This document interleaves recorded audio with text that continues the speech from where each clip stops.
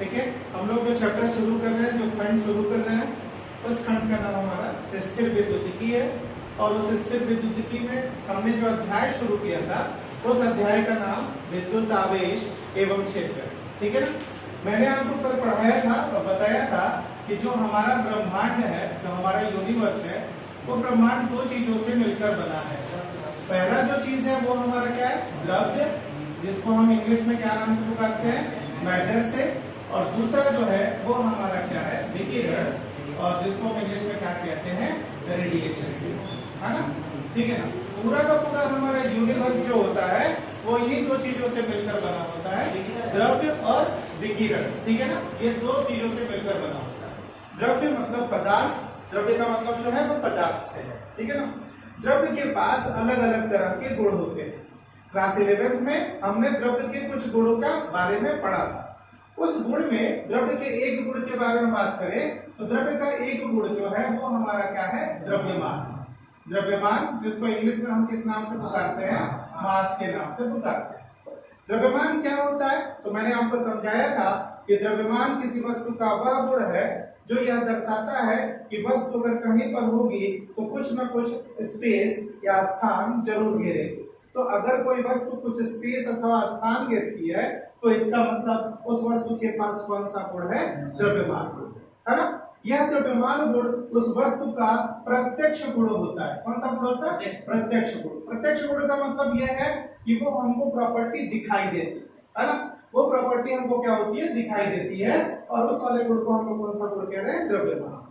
और इस द्रव्यमान की वजह से वस्तु पर एक बल बनता है और उस बल का नाम कौन सा बल है, गुरुत्वाकर्षण बल, अंग्रेजी में जिसको हम ग्रेविटेशनल फोर्स के नाम से पुकारते हैं, ठीक है ना। तो द्रव्य का एक गुण द्रव्यमान है और उस द्रव्यमान से कौन सा बल बन रहा है, गुरुत्वाकर्षण बल। ये ध्यान में रहे, है ना। हम जानते हैं कि प्रकृति के अंदर जो बल होते हैं, ध्यान से सुनना, जो प्रकृति में बल होते हैं, जो भी हमारे नेचर में, जो प्रकृति में नेचर में जो बल होते हैं, वो बल होते कितने हैं। तो प्रकृति में जो बल होते हैं वो चार तरह के होते हैं। कितने तरह के, चार तरह। कौन कौन से होते हैं, तो पहला जो है वो कौन सा बल है, गुरुत्वाकर्षण बल, याद रखना है आपको, ठीक है ना। दूसरा जो है वो कौन सा बल है, तो दूसरा जो है वो तुम्हारा विद्युत चुंबकीय बल है, ठीक है ना। और तीसरा जो बल है वो कौन सा बल है, वो है तुम्हारा प्रबल नाभिकीय बल। कौन सा बल, प्रबल नाभिकीय बल, ये तुम्हारा तीसरा बल है। और चौथा बल जो है वो क्या है, तुम्हारा दुर्बल नाभिकीय बल। तो नेचर में यानी प्रकृति में इतने ही बल मिलते हैं। तो क्या इतने ही बल है, ऐसा है नहीं। प्रकृति में बहुत ढेर सारे बल है, पर भौतिक विज्ञान का काम होता है, भौतिक विज्ञान या फिजिक्स का जो काम होता है वो काम होता है मिनिमाइज करना। मतलब हम सोर्स की तरफ जाते हैं। सोर्स का मतलब क्या होता है, स्रोत। अगर कोई चीज हमको मिल रही है तो जो चीज मिल रही है उसका सोर्स क्या है। तो हमने बहुत ढेर सारे बल देखे हैं। क्लास 11 में पढ़ते समय हमने बहुत ढेर सारे बलों के बारे में बात किया था। तो उन बलों का सोर्स क्या है, तो वो सोर्स जब हम खोजने गए तो खोजते खोजते हमको नेचर में कितने तरह के बल बने, इन्हीं चार तरह के बल बने। एक गुरुत्वाकर्षण बल मिला, एक हमको विद्युत चुंबकीय बल मिला, एक प्रबल नाभिकीय बल मिला और एक दुर्बल नाभिकीय बल मिला। मेरे भाइयों, ये प्रबल नाभिकीय बल और दुर्बल नाभिकीय बल, ये जो बल होते हैं ये पदार्थ के अंदर होते हैं। अंदर मतलब पदार्थ के भीतर, नाभिक के अंदर काम करते हैं। हमको ये दिखाई नहीं देते, अनुभव होता है ऐसे बलों का। कौन कौन से बल का, प्रबल नाभिकीय बल और दुर्बल नाभिकीय बल। नाम में ही नाभिक शब्द आया है। नाभिक हम जानते हैं कि पदार्थ के भीतर ये क्या है, निहित है। तो ऐसे बल जो होते हैं वो पदार्थ के अंदर काम करते हैं, उनको हम देख नहीं पाते, उनको हम अनुभव नहीं कर सकते। क्यों, क्योंकि ये पदार्थ के अंदर होते हैं। ऐसे बलों को अंग्रेजी में एक नाम से पुकारा जाता है, माइक्रोस्कोपिक फोर्स। कौन सा फोर्स, माइक्रोस्कोपिक फोर्स, माने अति सूक्ष्म अंतर के बल, है ना। और जो गुरुत्वाकर्षण बल और विद्युत चुंबकीय बल होते हैं ये बहुत बड़े बड़े बल होते हैं और हमको दिखाई देते हैं। उदाहरण के तौर पर अगर हम किसी वस्तु को ऊपर की तरफ फेंके तो वस्तु किधर की तरफ आती है, नीचे की तरफ। तो हमसे कोई पूछता है कि वस्तु नीचे की तरफ क्यों गिर रही है, तो हम किस बल का नाम लेते हैं, बोलते हैं गुरुत्वाकर्षण बल के कारण, ठीक है ना। तो आखिर इस गुरुत्वाकर्षण बल का स्रोत क्या है, तो हम कहेंगे कि इस गुरुत्वाकर्षण बल का जो स्रोत है वो स्रोत क्या है, द्रव्यमान। अगर जब तुम कोई वस्तु ऊपर की तरफ फेंके थे, ध्यान से सुनना, जब कोई वस्तु तुम ऊपर की तरफ फेंके थे तो उस वस्तु के पास क्या था? उस वस्तु के पास द्रव्यमान था। तुमने हाथ में एक बॉल लिया, उस बॉल के पास द्रव्यमान होगा ही होगा, उसको तुमने ऊपर की तरफ फेंका। जैसे वो वस्तु नीचे की तरफ गिर रही है, तो क्यों नीचे की तरफ गिर रही है? क्योंकि पृथ्वी यानी जो अर्थ है उसके पास भी क्या है? द्रव्यमान है। बड़ा वाला द्रव्यमान छोटे वाले द्रव्यमान के ऊपर बल लगाकर उसको अपनी तरफ क्या कर रहा है? आकर्षित कर रहा है। और वो बल कौन सा बल कह रहा है? गुरुत्वाकर्षण बल। ठीक है ना? कौन सा बल कह रहा है? गुरुत्वाकर्षण बल। तो अगर कोई तुमसे पूछे कि गुरुत्वाकर्षण बल का स्रोत क्या है, तो हम क्या कहेंगे? द्रव्यमान कहेंगे। जैसे यहाँ पे गुरुत्वाकर्षण बल लिखा है, तो कोई पूछे गुरुत्वाकर्षण बल किससे प्राप्त होता है और क्यों काम करता है, तो हम कहेंगे कि गुरुत्वाकर्षण बल कहीं पर इसलिए काम करता है क्योंकि वहां पर क्या होगा? द्रव्यमान निहित होगा। अगर द्रव्यमान होगा तभी गुरुत्वाकर्षण बल काम करेगा। ठीक है? उसी तरीके से अगर तुमसे पूछा जाए कि ये मैंने जो दूसरा वाला बल लिखा है विद्युत चुंबकीय बल, तो इस विद्युत चुंबकीय बल का स्रोत क्या होगा? ध्यान से सुनना। हमने क्या पढ़ा अभी? हमने ये पढ़ा कि गुरुत्वाकर्षण बल का स्रोत क्या है? गुरुत्वाकर्षण बल का सोर्स क्या है? तो तुमने क्या बताया? द्रव्यमान। द्रव्यमान की वजह से ही गुरुत्वाकर्षण बल प्राप्त होता है। लेकिन ठीक उसी तरीके से अगर मैं तुमसे पूछूं कि विद्युत चुंबकीय बल का स्रोत क्या होगा, विद्युत चुंबकीय बल क्या होगा, विद्युत चुंबकीय बल किसकी वजह से प्राप्त होता है, तो हमको उस प्रॉपर्टी के बारे में बात करनी है। तो मैंने आपको बताया था, मैंने आपको कल ये डिस्कस करते हुए बताया था कि जब भी किन्हीं दो, ध्यान से सुनना मेरे भाई, जब भी तुम किन्हीं दो कुचालक पदार्थों को, कुचालक मतलब इंसुलेटर, दो कभी कुचालक पदार्थों को आपस में रगड़ते हो, तो उनके रगड़ने से उन पदार्थों के अंदर यह गुण आ जाता है कि वो छोटी छोटी वस्तुओं को अपनी तरफ क्या करते हैं? आकर्षित करते हैं। ठीक है ना? उदाहरण के तौर पर अगर हम अपने बाल में कंघी करके और उस कंघी को कागज के छोटे छोटे टुकड़ों के पास लेके जाए, तो हम ये देखेंगे कि वो कंघी कागज के टुकड़ों को अपनी तरफ क्या करने लगेगी? आकर्षित करने लगेगी। ध्यान से सुनना एक बात, है ना? या तुमने क्या किया? एक कागज का शीट लिया, पहले सुनना, एक कागज का शीट लिया और उसको स्ट्रिप में काट दिया, ऐसे कैंची से कई स्ट्रिप में काट दिया, और काटने के बाद उसके ऊपर खुद क्या कर दीजिए? प्रेस घुमा दीजिए, है ना? प्रेस उसको थोड़ा कर दीजिए। प्रेस समझते हो सब? जिससे कपड़ा प्रेस करते हैं, हाँ ठीक है ना? तो उससे आप प्रेस कर दीजिए। प्रेस करने के बाद उसको जब आप टीवी के स्क्रीन की तरफ लेके जाएंगे, तो वो देखेंगे वो स्क्रीन की तरफ क्या करेगा? जाने लगेगा। आखिर ऐसा क्यों हो रहा है? आप कोई कपड़े एकदम टाइट टाइट टी शर्ट वगैरह अगर पहने हैं, अगर आप वो उतारेंगे तो जैसे उतारेंगे तो आपको चट चट चट की क्या होगी? आवाज आती होगी। अगर बहुत देर तक कोई कपड़ा टी शर्ट में उतार के दिखा सकता हूँ, पर आप डर जाएंगे मेरी बॉडी देख के, इसलिए मैं नहीं उतार रहा हूँ, है ना? ध्यान से सुनने का। तो आप जब कोई टी शर्ट्स वगैरह उतारेंगे तो आपको अपनी बॉडी से चट चट की आवाज क्या होगी? सुनाई देगी। इसका मतलब क्या? आखिर ये सब क्यों हो रहा है? तो कहीं भी अगर ये रब यानी घर्षण वाली प्रक्रिया हो रही है, तो घर्षण वाली प्रक्रिया के फलस्वरूप वस्तु में यह गुण उत्पन्न होता है कि वह एक और तरह का बल बनाता है। अभी ये वाला बल जो बन रहा है वो किसकी वजह से? द्रव्यमान की वजह से। और इस घर्षण की वजह से वस्तु के अंदर हम ये गुण देख रहे हैं कि वह चीजों को अपनी तरफ क्या कर रहा है? आकर्षित कर रहा है। इसके बारे में सबसे पहले थेल्स ने हमको ये बताया था। थेल्स ने क्या किया था? अंबर की लकड़ी को लेकर बिल्ली के खाल पर क्या करा? ऐसे रब किया, रगड़ा उसको, और उन्होंने देखा कि अंबर छोटी छोटी चीजों को अपनी तरफ क्या करने लगा? आकर्षित करने लगा, है ना? इसका मतलब पदार्थ के अंदर वो जो गुण तुमको बनाना है, जिसकी वजह से ये चीज बन रही है, एक बल बन रहा है, इसके लिए जरूरी है कि पदार्थ की स्थिति में क्या होना चाहिए? बदलाव होना चाहिए। अगर पदार्थ की स्थिति में बदलाव होगा तो हम कहेंगे कि उस वस्तु के अंदर यह प्रवृत्ति बनेगी। और वस्तु को दो कुचालक पदार्थों को आपस में रगड़ने पर हमने ये पाया कि वस्तु के अंदर एक और तरह का गुण बनता है, और उस गुण का नाम हमने क्या रखा? आवेश रखा, जिसको इंग्लिश में हम क्या कहते हैं? चार्ज कहते हैं। ठीक है ना?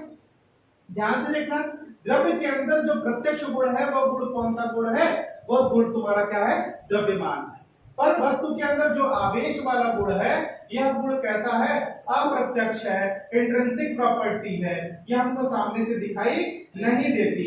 ये तभी दिखाई देगी जब वस्तु के या पदार्थ में तुम कोई परिवर्तन करोगे। जैसे मैंने बोला था कि तुमने कंघी लिया है और उस कंघी को बाल में रब करो और उसके बाद कागज के टुकड़ों के पास लेके जाओ, तो वो कंघी कागज के टुकड़ों को अपनी तरफ क्या कर लेगी? आकर्षित कर लेगी। लेकिन अगर कंघी को बिना बाल पे रब किए अगर कागज के टुकड़ों के पास लेके जाओगे तो वो कंघी कागज के टुकड़ों को कभी आकर्षित नहीं करेगी, कभी नहीं करेगी। आप एक प्लास्टिक की पाइप ले लीजिए, कुछ एक्सपेरिमेंट करिए। आप एक प्लास्टिक की पाइप ले जाइए और एक टोटी है ना टैप, उसमें से एक पतली पानी की धार निकल रही है ना। आप क्या करिए, ऊन के कपड़े को लेकर और ऐसे प्लास्टिक के जो पाइप है पतली वाली, उसको ऐसे क्या करिए, रब करिए, मतलब रगड़िए। और जब प्लास्टिक की पाइप को उस पानी के धार की तरफ लेके जाएंगे तो आप देखेंगे कि पानी का धार पाइप की तरफ या पाइप से दूर आने की कोशिश करेगा, मतलब उसके पास में आपको डेविएशन दिखाई देगा, है ना।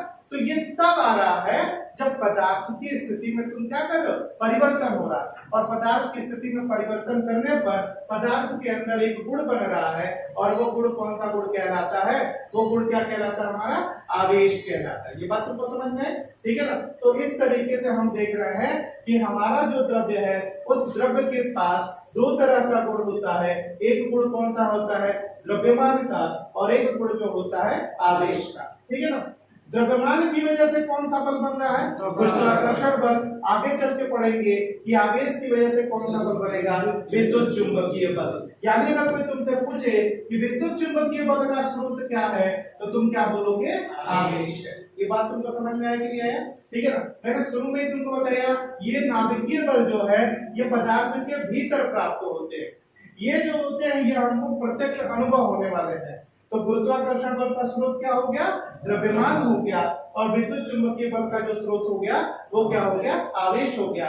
आवेश के बारे में अभी हमको इतनी ही जानकारी मिली कि किन्हीं भी दो कुचालक पदार्थों को परस्पर अगर रगड़ा जाए तो उनके रगड़ने से पदार्थ के अंदर ये प्रॉपर्टी डेवलप होती है, और इस प्रॉपर्टी को हम लोग क्या कहते हैं, आवेश कहते हैं। और इस आवेश की वजह से जो बल बनता है वह बल कौन सा बल कहलाएगा, हमारा विद्युत चुंबकीय बल। इतनी बात तुमको समझ में आई, कोई दिक्कत नहीं इसमें ना। तो ध्यान से सुनना, इस यूनिट का नाम जो है वो हमारा स्थिर विद्युतिकी है, और इसमें हमको आवेश से ही संबंधित बात करनी है, ठीक है ना। तो ध्यान से देखिएगा क्या क्या है पढ़ना है हमको। तो हमको जो पढ़ना है सबसे पहले वो ये पढ़ना है कि स्थिर विद्युतिकी किसको कहते हैं, ठीक है ना। ध्यान से समझेंगे कि स्थिर विद्युतिकी किसको कहते हैं। स्थिर विद्युतिकी को इंग्लिश में हम कहते हैं इलेक्ट्रोस्टैटिक। तो अगर कोई तुमसे पूछे कि स्थिर विद्युतिकी किसे कहते हैं, स्थिर का मतलब क्या होता है, स्थिर का मतलब होता है कि जिसके मान में समय के साथ कोई परिवर्तन नहीं होता। अगर किसी की स्थिति में, मतलब किसी भी चीज में समय के साथ परिवर्तन नहीं होता तो वो क्या है, स्थिर, ठीक है ना। तो स्थिर विद्युतिकी किसे कहते हैं, तो स्थिर विद्युतिकी भौतिक विज्ञान की वह शाखा है, ध्यान से सुनना, स्थिर विद्युतिकी भौतिक विज्ञान की वह शाखा है जिसके अंतर्गत स्थिर आवेशों तथा उनके अन्योन्य क्रियाओं के फलस्वरूप उत्पन्न होने वाले घटनाओं का अध्ययन किया जाता है। फिर से सुनना, मैंने क्या बोला, स्थिर विद्युतिकी किसे कहते हैं, फिर से सुनना डिफिनेशन, भौतिक विज्ञान की वह शाखा जिसके अंतर्गत, भौतिक विज्ञान की वह शाखा जिसके अंतर्गत स्थिर आवेशों तथा उनके अन्योन्य क्रियाओं की फलस्वरूप उत्पन्न होने वाले घटनाओं का अध्ययन करते हैं, और उसी को हम लोग क्या कहते हैं, स्थिर विद्युतिकी कहते हैं, है ना। तो भौतिक विज्ञान की वह शाखा जिसके अंदर आवेश अगर स्थिर रहता है और उसकी वजह से जो जो फिनोमिना बनेगी, जो जो घटना घटित होगी, वो इसी के अंतर्गत हम पढ़ेंगे, ठीक है ना। कोई दिक्कत नहीं सर, ये बात तुमको समझ में आई। तो स्थिर विद्युतिकी में हम स्थिर आवेश की वजह से ही चीजों के बारे में बात करेंगे। इतनी बात क्लियर हो गई, कहीं कोई समस्या नहीं हुई। तो अब आ जाते हैं कि एक्चुअली आवेश का मतलब चार्ज है क्या, इसके बारे में बात करेंगे। कि जो हमारा चार्ज होता है वो क्या होता है, किस तरह की प्रॉपर्टी बनाता है, क्या क्या प्रॉपर्टी होल्ड करता है, ठीक है ना।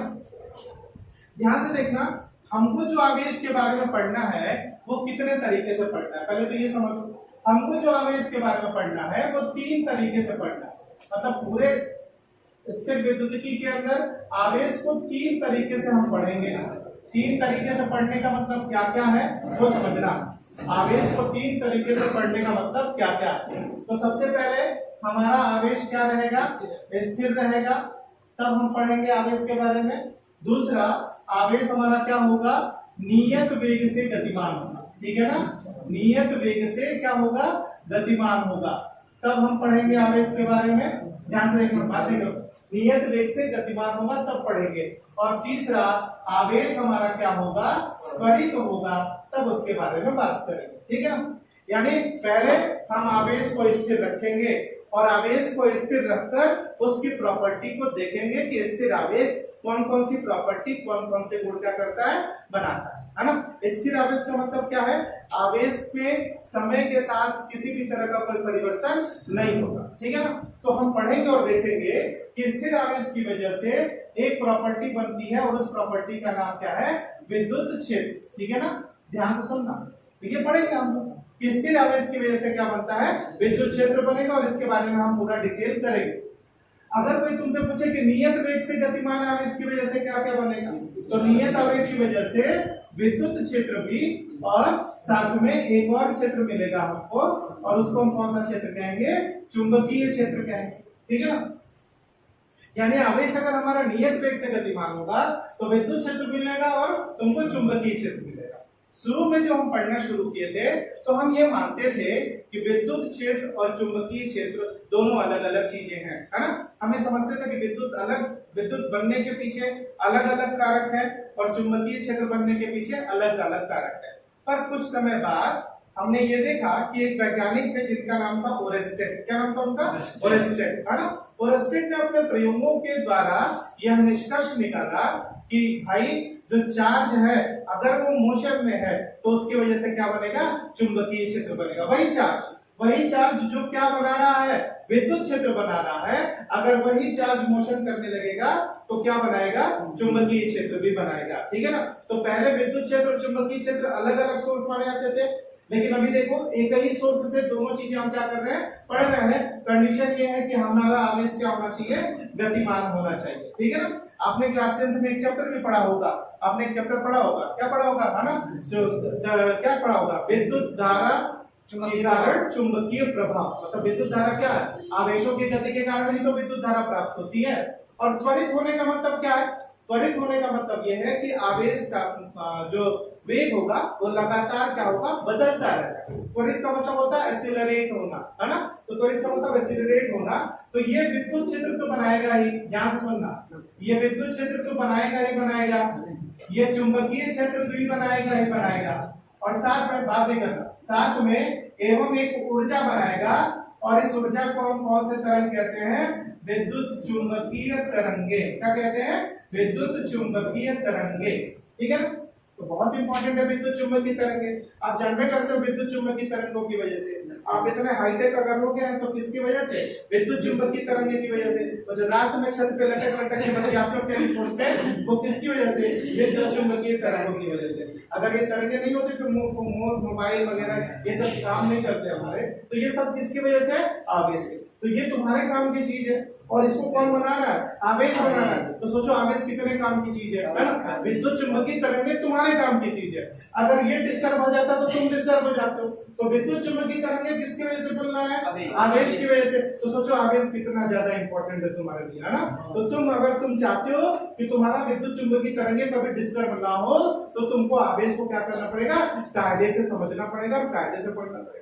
क्योंकि अगर आवेश को कायदे से समझ गया तो ये सारी बातें तुमको कायदे से समझ में आ जाएगी। ठीक है ना, तो आवेश की 3 श्रेणियों के अंतर्गत हम इस चीज का क्या करेंगे, अध्ययन करेंगे। ये बात समझ में। तो पूरा जो हमारा स्कूल विद्युतिकी है वो इतने ही हिस्सों में क्या है, डिवाइडेड है। एक बार आवेश को स्थिर रखकर पढ़ेंगे, एक बार आवेश को गतिमान कराएंगे, और एक बार आवेश को क्या करेंगे, त्वरित कराएंगे। गतिमान का मतलब नियत वेलोसिटी कांस्टेंट स्पीड से, और त्वरित का मतलब स्पीड हमेशा क्या करेंगे, चेंज करते रहेंगे। ये बात समझ में। अब बात करते हैं कि आवेश हमारा है क्या। अभी तो इतनी बातें हमने कर ली, अब एक्चुअली हमको ये समझना है कि हमारा आवेश है क्या, और आवेश के बारे में जो हम बात कर रहे हैं वो है क्या। ठीक है, तो ध्यान से सुनना। आवेश को लेकर व्याख्या करने के लिए अलग अलग तरीके के प्रयोग किए गए, बहुत ढेर सारे प्रयोग हो गए, है ना। जैसे मैंने तुमको बताया थेल्स ने सबसे पहले क्या किया था, अंबर की लकड़ी को बिल्ली की खाल पर रगड़ा, और अंबर की लकड़ी को छोटी छोटी चीजों के पास लेके गए, तो वो छोटी छोटी चीजें उनको अपनी तरफ क्या करने लगी, आकर्षित करने लगी।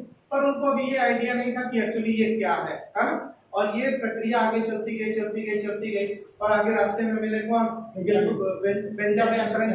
बेंजामिन फ्रैंकलिन ने एक प्रयोग किया, और वो जो प्रयोग था उस प्रयोग का नाम था काइट एक्सपेरिमेंट, है ना, ध्यान से सुन लेना इसको, काइट एक्सपेरिमेंट, है ना, काइट एक्सपेरिमेंट। आगे इसको समझने के लिए, क्यों हमें इसको समझने के लिए काइट एक्सपेरिमेंट करना पड़ रहा है, ध्यान से सुनना। हम पढ़ रहे हैं फिजिक्स, भौतिक विज्ञान।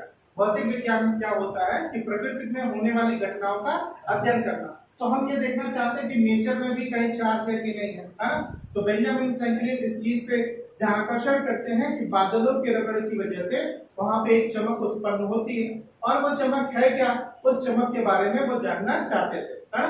तो उन्होंने क्या किया, एक पतंग लिया, ध्यान से सुनेंगे, एक उन्होंने क्या लिया, एक पतंग लिया, और पतंग को क्या किया, है ना, ध्यान से देखना, पतंग के एक सिरे पर, है ना, एक कॉपर का क्या कर दिया, एक कॉपर का वायर लगा दिया, और इसको यहाँ से, है ना, इसको एक जूट की रस्सी से, किसकी रस्सी से, जूट की रस्सी से, जूट की रस्सी से पतंग को बांध दिया, है ना, और जूट की रस्सी के किनारे पर, यहाँ पर किनारे पर, है ना, एक चाबी रिंग या चाबी वगैरह लगा दिया, ठीक है ना। और फिर यहाँ से उन्होंने रेशम का धागा लगा दिया, किसका, रेशम, रेशम जानते ही नहीं, रेशम का धागा, है ना, रेशम का धागा लगा लिया, है ना, और रेशम का धागा पकड़कर और शेड एरिया में, शेड एरिया का मतलब क्या, तुम ऐसे समझो कि छत की बालकनी वालकनी में खड़े होके पोर्च वगैरह, मतलब अपने ना भीगे, है ना, और ऐसे पतंग उड़ा रहे हैं, ठीक है ना।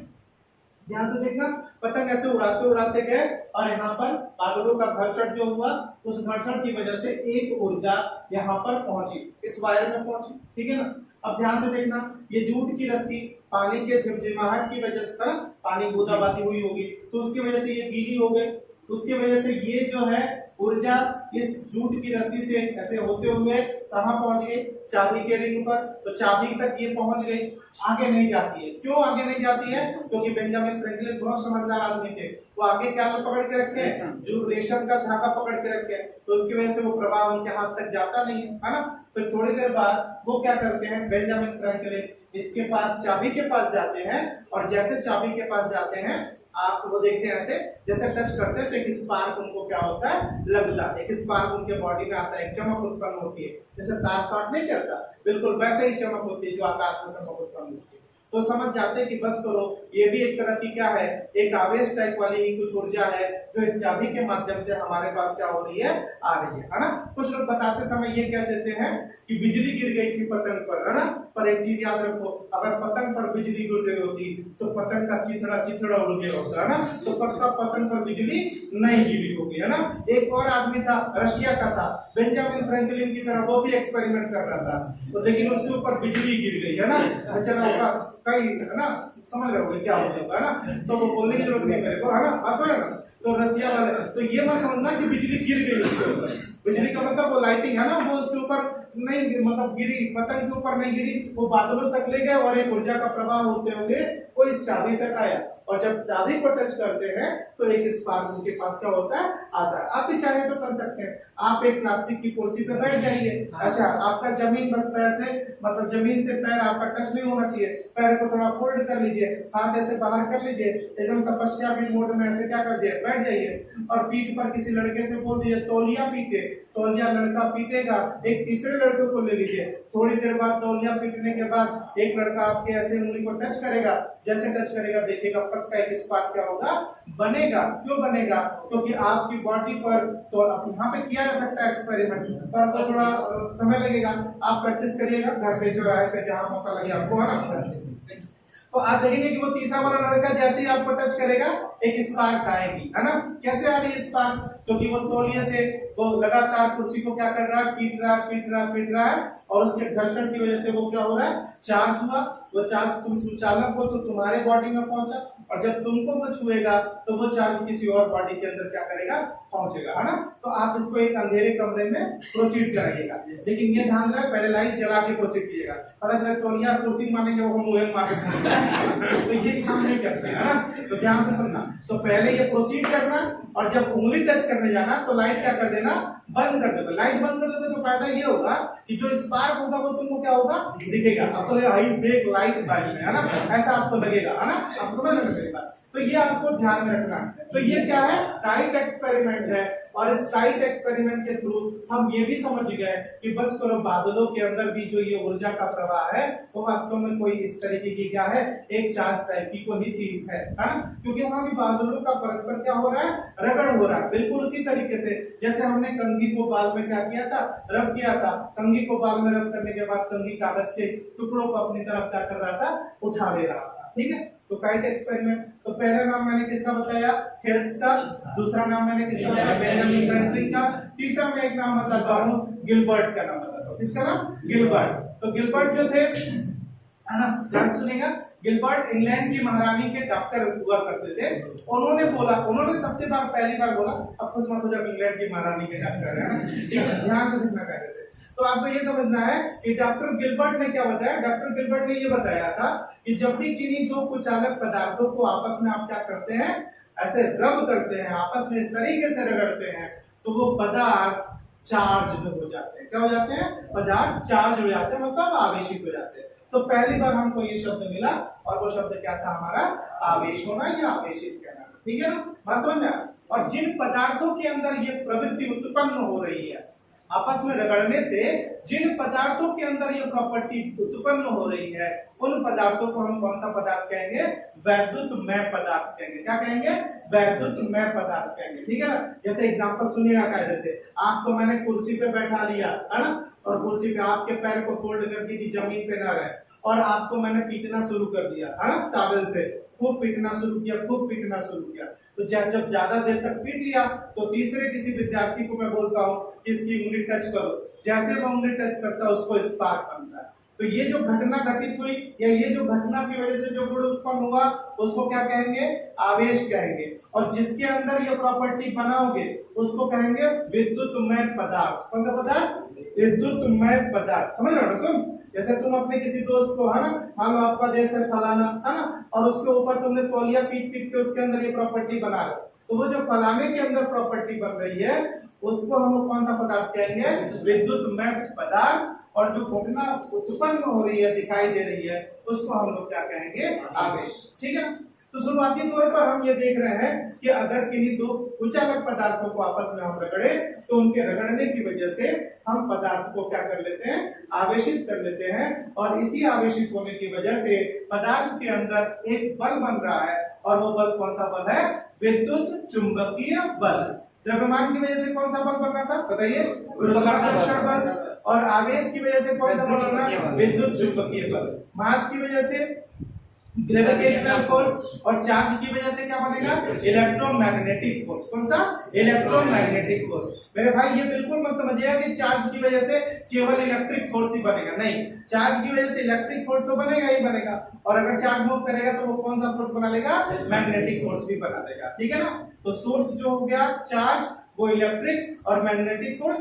दोनों के लिए हो गया। ठीक है ना, कोई दिक्कत है इसका। तो इस तरीके से हम ये समझ सकते हैं कि अगर किन्हीं दो कुचालक पदार्थों को आपस में अगर हम रगड़ रहे हैं तो उनके रगड़ने की वजह से पदार्थ में गुण उत्पन्न हो रहा है, उस गुण को हम लोग क्या कहेंगे, आवेश कहेंगे। और इस आवेश की वजह से क्या क्या उत्पन्न हो रहा है, तो हमने देखा इस आवेश की वजह से विद्युत वाले भी प्रॉपर्टी बन रहे हैं, और साथ में कौन सा वाले प्रॉपर्टी बन रहा है, चुंबक वाले भी प्रॉपर्टी बन रहा है। तो अब हम आवेश को परिभाषित कैसे करें, ध्यान से सुनना, मैंने क्या बोला, मैंने ये बोला कि हम आवेश की सहायता से हम ये देख रहे हैं कि आवेश की सहायता से विद्युत वाला भी गुण बन रहा है, और साथ में कौन सा वाला गुण बन रहा है, चुंबक वाला भी गुण बन रहा है। तो हम आवेश को कैसे परिभाषित करें, तो आवेश को परिभाषित करने के लिए हमने व्यवस्था बनाई, और क्या है कि आवेश किसी पदार्थ का वह मूलभूत गुण है। सुनना, आवेश किसी पदार्थ का वह मूलभूत गुण है जिसकी सहायता से पदार्थ में विद्युत की एवं चुंबकत्व का गुण उत्पन्न होता है। सुना, मैंने क्या बोला, आवेश किसी पदार्थ का वह मूलभूत गुण है जिसकी सहायता से पदार्थ में विद्युत की एवं चुंबकत्व दोनों के गुण क्या होते हैं, उत्पन्न होते हैं। याद रहेगा ना, मैंने क्या बोला, आवेश किसको बोलते हैं, जिसे समझना, आवेश किसी पदार्थ का वह मूलभूत गुण है जिसकी सहायता से पदार्थ में विद्युत्की एवं चुंबकत्व दोनों के गुण क्या होते हैं, प्राप्त होते हुए हमको क्या होते हैं, दिखाई देते हैं। ये बात तुमको समझ में आ गई? कहीं कोई परेशानी तो नहीं? ठीक है ना। तो इस तरीके से हम आवेश के बारे में थेल्स, बेंजामिन फ्रैंकलिन और गिलबर्ट के थ्रू ये समझे, है ना। अब समस्या ये थी कि आखिर कौन से पदार्थों को किस तरीके से आकर्षित करते हैं और हमको कैसे पता चलेगा कि कोई पदार्थ किस तरीके का आवेशित है। तो ध्यान से सुनना, इस चीज को समझने के लिए बहुत बाद में माइकल फैराडे का नाम सुना है तुमने, है ना। तो माइकल फैराडे ने एक श्रेणी बनाई। ध्यान से सुनना, इसमें माइकल फैराडे ने एक श्रेणी बनाई। अभी उसका कोई उपयोग नहीं है, पर फिर भी आप सुनते रहिए ताकि आप समझते रहिए, है ना। उन्होंने एक श्रेणी बनाई जिसको इलेक्ट्रोस्टैटिक सीरीज के नाम से पुकारते हैं, है ना। इलेक्ट्रोस्टैटिक सीरीज के नाम से पुकारते हैं, है ना। इलेक्ट्रोस्टैटिक सीरीज में उन्होंने कुछ पदार्थों को ऐसे लिखा, कुछ पदार्थों को इस तरीके से लिख दिया, ठीक है ना। ऐसे, है ना, ऊपर कांच वगैरह था और नीचे क्या था, प्लास्टिक वगैरह, और भी ढेर सारे पदार्थ है, पर बहुत ज्यादा उसके बारे में चर्चा करने का कोई मतलब नहीं है, लेकिन फिलहाल आप समझ जाइए, है ना। तो उन्होंने कहा कि अगर ऊपर वाले पदार्थ को नीचे वाले पदार्थ के साथ तुम रगड़ते हो तो ऊपर वाला जो पदार्थ होगा वो धनावेशित होगा और नीचे वाला पदार्थ क्या होगा, ऋणावेशित होगा। उन्होंने ये समझाने की कोशिश की। तो फिलहाल आवेश कैसे हमको पता चला कि धनावेशित है और कैसे पता चला ऋणावेशित है, हम उस पर चर्चा करते हैं ताकि आप इन चीजों को क्या कर सके, समझ सके। तो ध्यान से सुनेगा, हम किस तरीके से इस आवेश को बताने की कोशिश करेंगे कि आवेश कैसे पता चला कि दो तरीके के होते हैं। ध्यान से सुनना, कैसे सुनना। सपोज कर लो, ध्यान से सुनना, सपोज कर लो हमारे पास ये ग्रीन कलर का तुमको दिखाई दे रहा है, इसको तुम समझ लेना कि ये प्लास्टिक का रॉड है। किसका रॉड है? प्लास्टिक का। और ये रेड वाला जो है ये तुम समझ लेना ये किसका है, कांच का। किसका है? कांच का, ठीक है ना। कोई दिक्कत नहीं, इसमें कुछ और ले लेते हैं ताकि तुमको समझ में आ सके, है ना। ध्यान से देख लेना, दो और पेन ले लेता हूं, ठीक है ना। कायदे से देखना, दो और पेन ले लेता हूं, ठीक है। ये दोनों मैंने मान लिया ये दोनों प्लास्टिक के हैं। किसके हैं? प्लास्टिक के हैं, ये मैंने मान लिया। और ये दोनों मैंने मान लिया कि ये दोनों कैसे हैं, कांच के, ग्लास के। ये समझ लेना ध्यान से, ठीक है ना। मैंने क्या किया, कायदे से सुनना, मैंने क्या किया, ये दोनों प्लास्टिक को ऐसे रब किया, है ना, ऐसे रब किया और रब करने के बाद कागज के टुकड़ों के पास लेके गया। तो मैंने देखा कि ये भी कागज के टुकड़ों को अपनी तरफ क्या कर रहा है, अट्रैक्ट कर रहा है, और ये भी कागज के टुकड़ों को अपनी तरफ क्या कर रहा है, आकर्षित कर रहा है। ध्यान से सुनना मैंने जो बोला, ये दो प्लास्टिक के रॉड है, दोनों प्लास्टिक के हैं, ये कायदे से सुनना। और इसको मैंने रब किया, रब का मतलब रगड़ना होता है, ऐसे रगड़ा और कागज के टुकड़ों के पास ले गया, तो ये कागज के टुकड़ों को उठा रहा है, इसका मतलब ये चार्ज हो गया, ठीक है ना। दूसरा वाला मैंने प्लास्टिक लिया, इसको भी ऐसे रब किया और रब करने के बाद कागज के टुकड़ों के पास लेके गया, ये भी कागज के टुकड़ों को उठा रहा है। तो मैंने समझ गया कि ये दोनों क्या हो गए, चार्ज हो गए।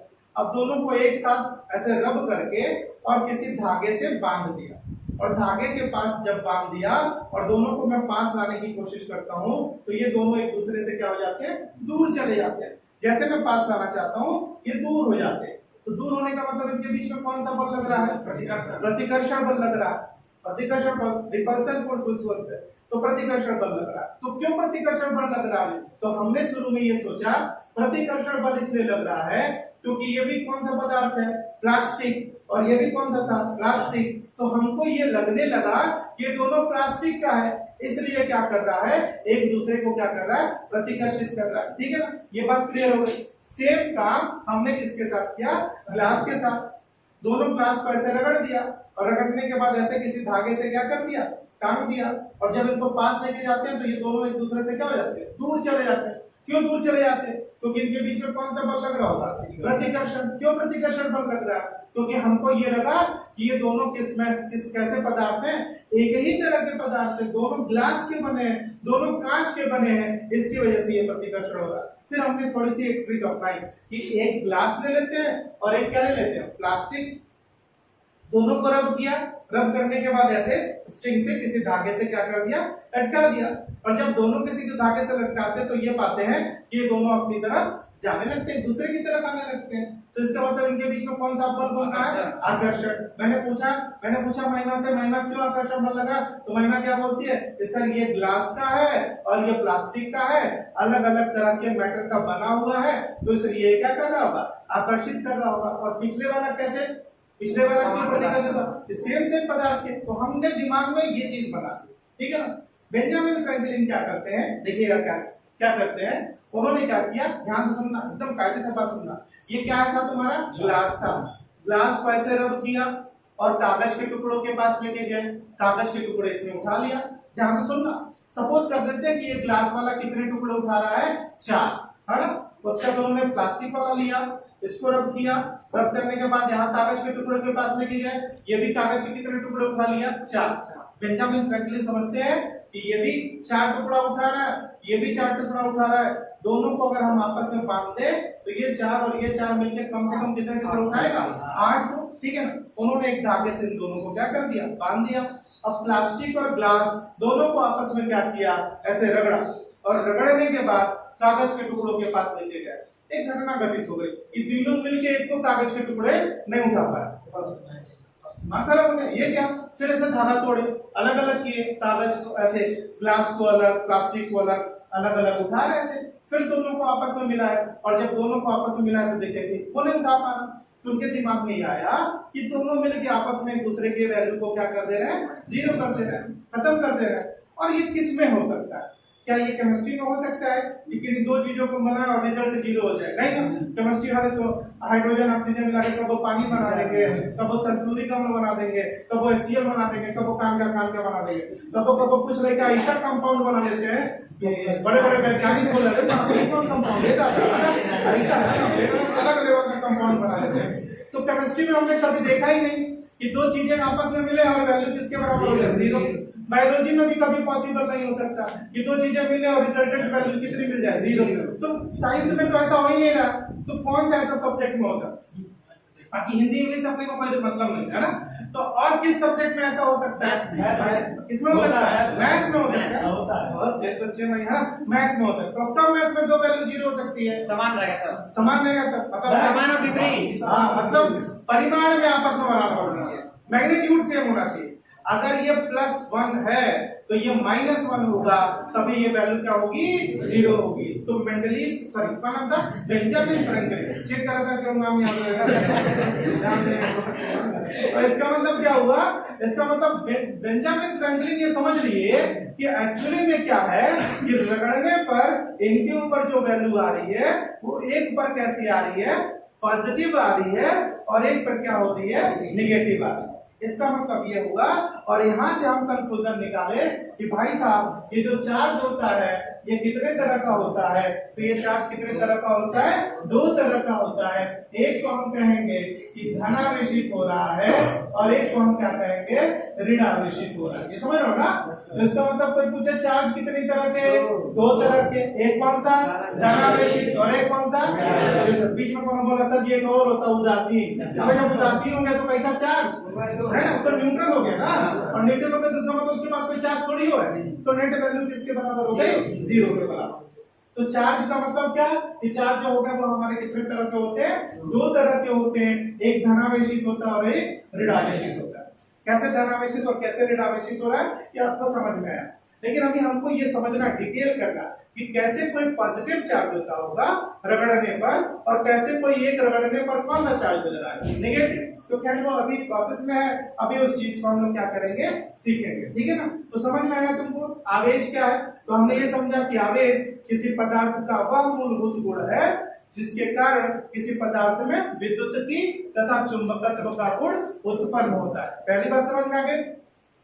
दूसरी बात मैंने आपको क्या बताया कि आवेश कितने तरह के होते हैं? तो आवेश कितने तरह के होते हैं? 2 तरह के होते हैं। पहले वाले को हम लोग क्या कहेंगे? धनावेशित कहेंगे, और दूसरे वाले को हम लोग क्या कहेंगे? ऋणावेशित कहेंगे, ठीक है ना। तो ये टाइप्स ऑफ चार्ज हो गए, यानी आवेशों के क्या हो गए? प्रकार। कितने तरह के हमारे पास आवेश होते हैं, ठीक है ना।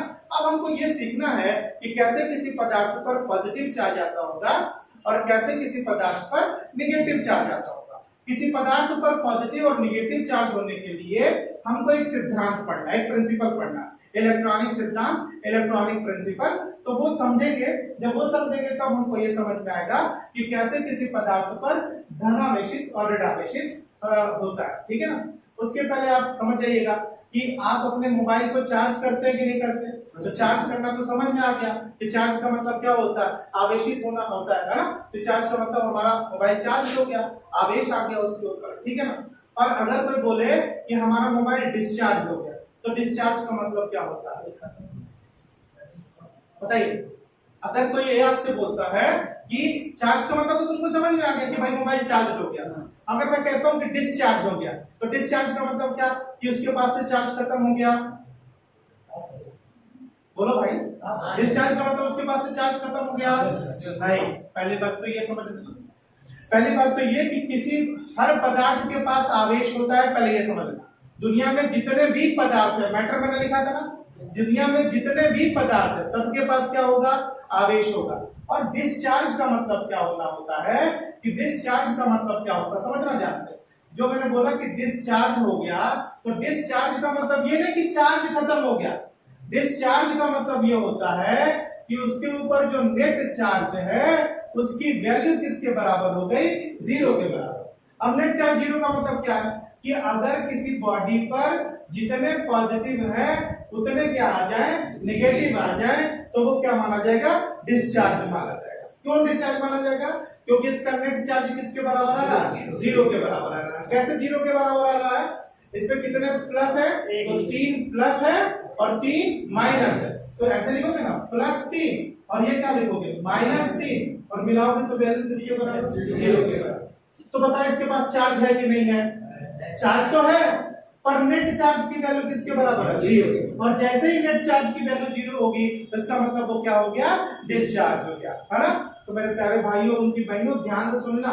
डिस्चार्ज का मतलब ये बिल्कुल नहीं है कि उसके पास चार्ज नहीं है। डिस्चार्ज का मतलब उसके पास चार्ज है, पर उसका जो नेट चार्ज है वो किसके बराबर है, 0 के बराबर है। समझ में आई पूरी बात, कोई दिक्कत नहीं सुना, ये समझ में आएगा पूरी बात। तो ये ध्यान से सुनना। तो अगर हम कहते हैं कि हमारा मोबाइल डिस्चार्ज हो गया है, तो डिस्चार्ज का मतलब कि उसमें नेट चार्ज की वैल्यू किसके बराबर हो गई, 0 के बराबर हो गई। इसका बिल्कुल मतलब नहीं है कि उसमें चार्ज नहीं। चार्ज हर पदार्थ पे होगा, है ना, चार्ज हर पदार्थ पे होगा, क्योंकि अभी मैंने बताया कि चार्ज या आवेश किसी पदार्थ का कौन सा गुण है, अप्रत्यक्ष गुण है ना। इंट्रिंसिक प्रॉपर्टी है उसकी, वो तुमको दिखाई नहीं देगा, किसी वजह से वो उसके अंदर क्या होगा, डेवलप हो गया। मैं बार बार आपको एक एग्जांपल देता हूँ कि हमारे रिश्तेदारों के यहाँ जब शादी होती है तो हम 4 दोस्त हैं, संदीप, राशिद, अभिषेक, ऐसे 4 दोस्त हैं हम लोग, है ना। तो हम लोग घूमते घामते जाते हैं शादी ब्याह में रिश्तेदारों के यहाँ। तो ये लोग जानते हैं कि ये सब अच्छा डांस करते हैं, तो रिश्तेदार हम लोग को पकड़ के लेके आते डांस करने के लिए मेरे दोस्तों को। मेरे दोस्त बोलते हैं कि डांस नहीं करेंगे, तो रिश्तेदार शिकायत करते हैं हमसे कि आपके दोस्त तो बड़े वैसे डांस ही नहीं करते। तो मैंने बार बार बोलना रिश्तेदारों से कि देखो वो डांस तभी करेंगे जब पदार्थ में क्या होगा, परिवर्तन होगा। और पदार्थ में परिवर्तन करने के लिए मेरे दोस्तों को एक काले द्रव की जरूरत होगी। मैं बार बार समझाता हूँ, काले द्रव का मतलब थम्स अप और कोका कोला होता है, इसका कुछ और मतलब नहीं होता। जैसे ही वो ग्रहण करते हैं पदार्थ में परिवर्तन होता है और खतरनाक डांस करना प्रारंभ कर देते हैं, ठीक है ना। तो इसका मतलब ये नहीं कि उनको डांस नहीं आता था, डांस आता था, पर वो उनकी कौन सी प्रॉपर्टी थी, इंट्रिंसिक प्रॉपर्टी, छुपी हुई थी, दिख नहीं रही थी, है ना। वो कहाँ डांस बनाता ना, पर जैसे ही वो पदार्थ गया, पदार्थ के अंदर क्या आया, परिवर्तन आया, वो डांस हिलोरे मार मार के बाहर आ रहा है, और खतरनाक डांस कर रहे हैं। तो ये तुमको याद रखना, हर पदार्थ के अंदर कौन सी प्रॉपर्टी होगी, आवेश की प्रॉपर्टी होगी, पर वो उसका कौन सा गुण है, अप्रत्यक्ष गुण है। और उस अप्रत्यक्ष गुण की वजह से हमको उसको देखने के लिए पदार्थ में क्या करना पड़ता है, परिवर्तन करना पड़ता है। तो बेसिक बातें आवेश को लेकर तुमको समझ में आ गई, ठीक है ना। अब हमको ये सीखना है अगले लेक्चर में कि कैसे किसी पदार्थ पर धनावेश आता होगा और कैसे किसी पदार्थ पर ऋणावेश आता होगा। धनावेश का मतलब क्या होता है, ऋणावेश का मतलब क्या होता है, ये हमको सीखना है, ठीक है ना। तो आवेश की अगली जो प्रॉपर्टी होगी हम वो नेक्स्ट लेक्चर में करेंगे। आज के लिए इतना, ठीक है।